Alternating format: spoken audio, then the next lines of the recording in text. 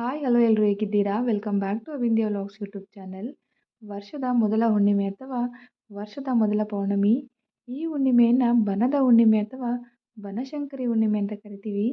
ಈ ಬನದ ಹುಣ್ಣಿಮೆ ಯಾವ ದಿನ ಬಂದಿದೆ, ಯಾವ ಸಮಯದಲ್ಲಿ ಬನದ ಹುಣ್ಣಿಮೆ ಪೂಜೆಯನ್ನು ಆಚರಣೆ ಮಾಡಬೇಕು, ಬನದ ಹುಣ್ಣಿಮೆಯಲ್ಲಿ ಏನೆಲ್ಲ ವಿಶೇಷತೆಗಳಿವೆ, ಈ ಎಲ್ಲ ಮಾಹಿತಿಯನ್ನು ಇವತ್ತಿನ ವಿಡಿಯೋದಲ್ಲಿ ತಿಳಿಸ್ಕೊಡ್ತೀನಿ. ವಿಡಿಯೋ ಸ್ಟಾರ್ಟ್ ಮಾಡೋಕ್ಕೂ ಮುಂಚೆ ಒಂದು ಮಾತು, ಇದು ಹೊಸ ಯೂಟ್ಯೂಬ್ ಚಾನಲ್.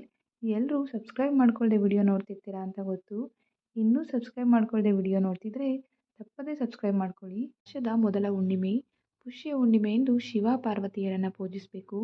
ಶಿವಲಿಂಗಕ್ಕೆ ಅಭಿಷೇಕ ಪೂಜೆ, ಬಿಲ್ವಪತ್ರೆ ಪೂಜೆ ಮಾಡೋದ್ರಿಂದ ಕಷ್ಟಗಳು ಪರಿಹಾರ ಆಗುತ್ತೆ, ದೀರ್ಘಾಯುಸ್ಸು ಸಹ ಜಾಸ್ತಿ ಆಗುತ್ತೆ.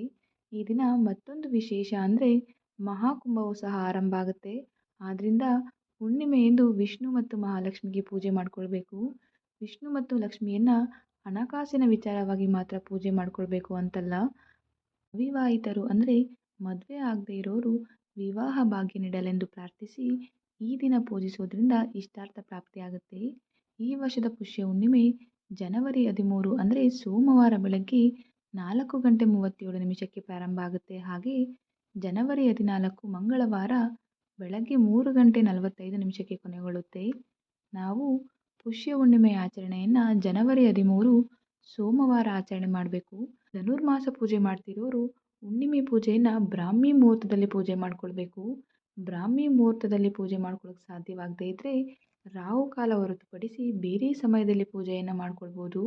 ಅವತ್ತಿನ ದಿವಸ ರಾಹುಕಾಲ ಬೆಳಗ್ಗೆ 8:13 ಪ್ರಾರಂಭವಾಗಿ 9:38 ಇರುತ್ತೆ. ಈ ಸಮಯವನ್ನು ಹೊರತುಪಡಿಸಿ ಬೇರೆ ಸಮಯದಲ್ಲಿ ಪೂಜೆಯನ್ನು ಮಾಡ್ಕೊಳ್ಬೋದು. ಸಂಜೆ ಪೂಜೆ ಮಾಡೋರು ಗೋಧೂಳಿ ಲಗ್ನದಲ್ಲಿ ಸಂಜೆ ಪೂಜೆಯನ್ನು ಮಾಡ್ಕೊಳ್ಬೋದು. ಸೋಮವಾರ ಶಿವನ ವಾರವೂ ಹೌದು, ಹಾಗೆ ಪೌರ್ಣಮಿ ಸೋಮವಾರ ಬಂದಿರೋದ್ರಿಂದ ವಿಶೇಷ ಅಂತಲೇ ಹೇಳ್ಬೋದು.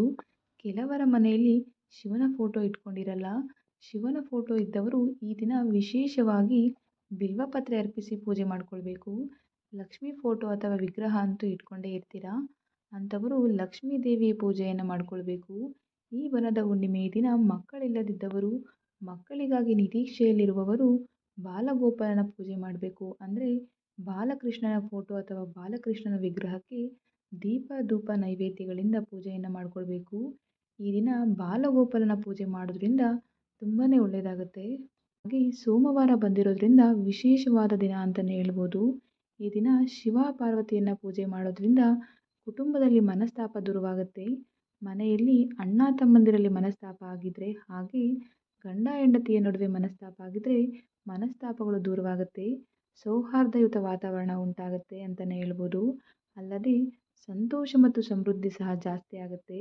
ಜೊತೆಗೆ ದೀರ್ಘಕಾಲದಿಂದ ಅಂದರೆ ಜಾಸ್ತಿ ವರ್ಷಗಳಿಂದ ಮಾತಾಡಿಸದೆ ಮಾತು ಬಿಟ್ಟಿದ್ರೆ ಆರ್ಥಿಕ ಬಿಕ್ಕಟ್ಟು ಸಹ ದೂರವಾಗುತ್ತೆ.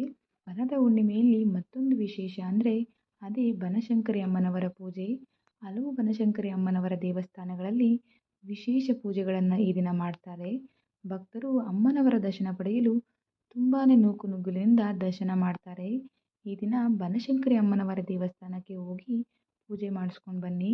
ಬನದ ಹುಣ್ಣಿಮೆಯನ್ನು ಯಾವ ರೀತಿ ಆಚರಣೆ ಮಾಡಬೇಕು, ಏನೆಲ್ಲ ದಾನಗಳನ್ನು ಮಾಡಿದ್ರೆ ಇಷ್ಟಾರ್ಥಗಳು ನೆರವೇರುತ್ತೆ, ಹಾಗೆ ಮಾಘ ಮಾಸದ ಯಾವಾಗ ಆರಂಭ ಆಗುತ್ತೆ, ಮಾಘ ಮಾಸದ ಸ್ನಾನಕ್ಕೆ ಯಾಕಿಷ್ಟು ಮಹತ್ವ, ಎಲ್ಲದ್ರ ಬಗ್ಗೆ ನೆಕ್ಸ್ಟ್ ವಿಡಿಯೋದಲ್ಲಿ ತಿಳಿಸ್ಕೊಡ್ತೀನಿ. ಇದು ಇವತ್ತಿನ ವಿಡಿಯೋ ಆಗಿತ್ತು. ಈ ವಿಡಿಯೋ ಇಷ್ಟ ಆಗಿದ್ದರೆ ಲೈಕ್ ಮಾಡಿ, ಶೇರ್ ಮಾಡಿ, ನಿಮ್ಮ ಅನಿಸಿಕೆ ಅಭಿಪ್ರಾಯಗಳನ್ನು ಕಮೆಂಟ್ ಮಾಡಿ ತಿಳಿಸಿ. Thank you so much.